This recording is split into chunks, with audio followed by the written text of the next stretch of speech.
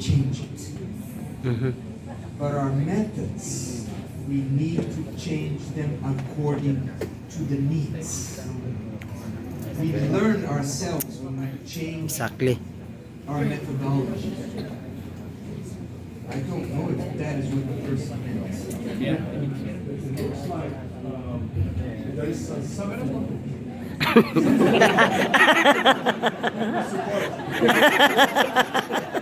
looks like the question is related that if we emphasize the identity, this would prevent us of being effective in reaching out to others.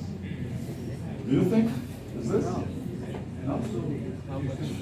So, Emerson. Dali.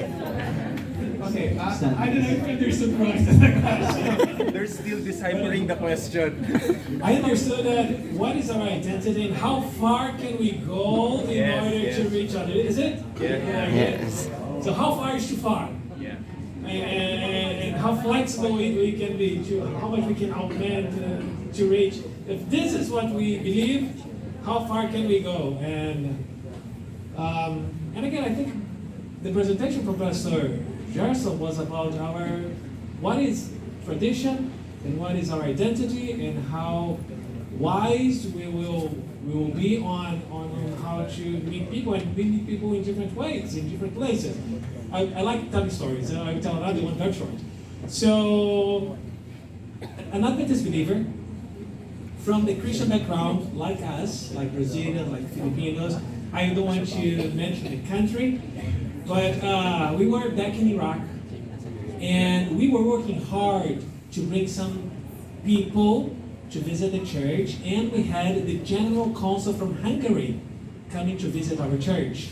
And not only the General Consul, but we had the Associate Consul as well.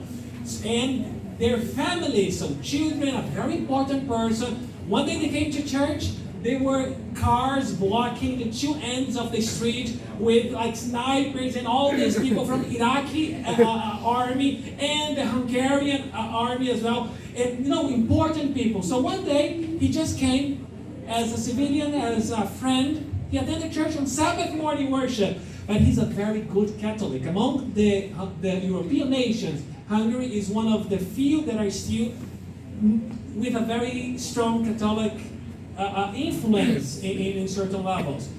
So he brought his own priest from Hungary to the consulate in Erbil, in the city I live. So he was a very religious person, but he was attending our church. He was very happy. He came several Sabbaths, and in one Sunday school, one of our good Seventh-day Adventist members, when we were commenting, this lady started, yes, because we have to be very grateful. We are not like the Sunday keepers, because we don't eat pork. And then she started naming all the things that we are different from everybody. What she believed in is our identity, and she was reinforcing very strongly and labeling everybody else as Sunday keepers. This, and this are idolaters because they bow down to images. Everything that this friend of mine, the Hungarian consul, he does because he's a Catholic. He bows down to images. He eats pork. He drinks alcohol. And he's a very good person that is open to learn more and to worship with us.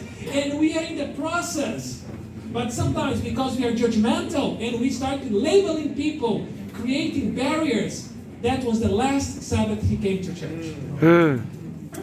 And I think when we think about how far we can go, I think one of the things we have to think is, we are not the judges. I love that. We are not in the judge position. We are witnessing. So instead of imposing or labeling or using our words to create bridges, we witness what we live. But we don't have to impose to others. I don't drink coffee, but my first conversation will not be about blaming who drinks coffee. I don't bow down to images. But I will not just approach people telling how bad they are idolaters. I keep the Sabbath. I will not make an exception for my belief. But I will not be calling Sunday keepers and say that they are worse or they are bad.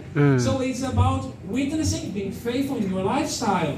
And if you're coherent, if your life is authentic, and you love, because Jesus said that you know that you're my disciples when you love. each other. So that's the first identity of a disciple. So you live a coherent life, an authentic life, and you love instead of creating bridges. You connect with people. So that's how far I think we should go.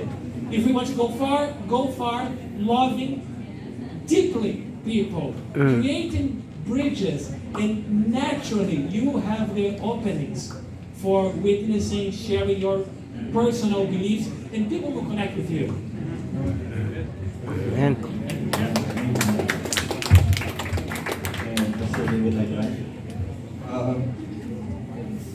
The question brought me to one of my notes when I was reading for the second time the book of Evangelism. And it's important that you read this. It's found in page 542, paragraph 3. This is what Ellen White said. In regard to making our faith known, no decided effort should be made to conceal it. So, we should not conceal our identity. That's what she said.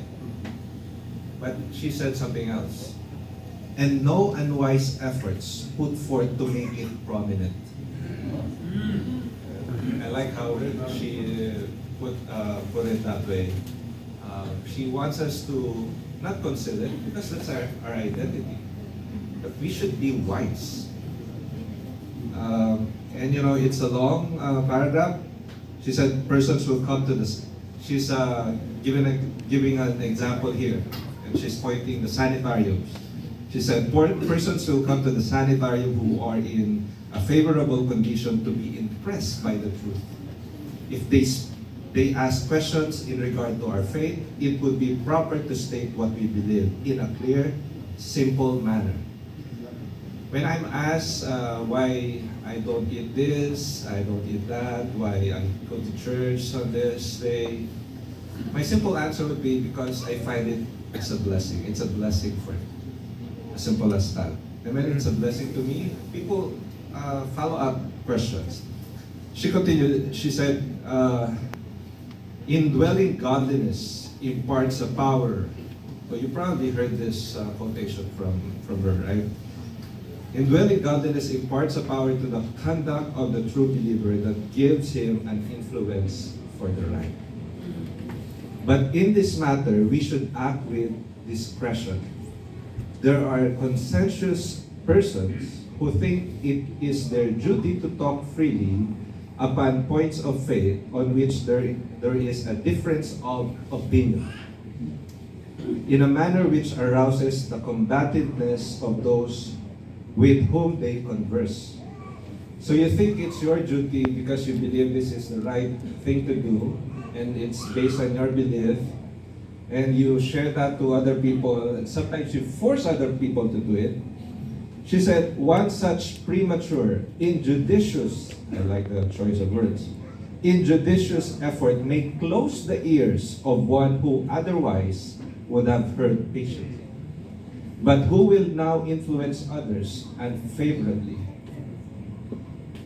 That person could have, been blessed by your relationship and could have influenced others. Now, he will influence others because before he even got baptized, or before he or she even gets converted, he already got backslidden.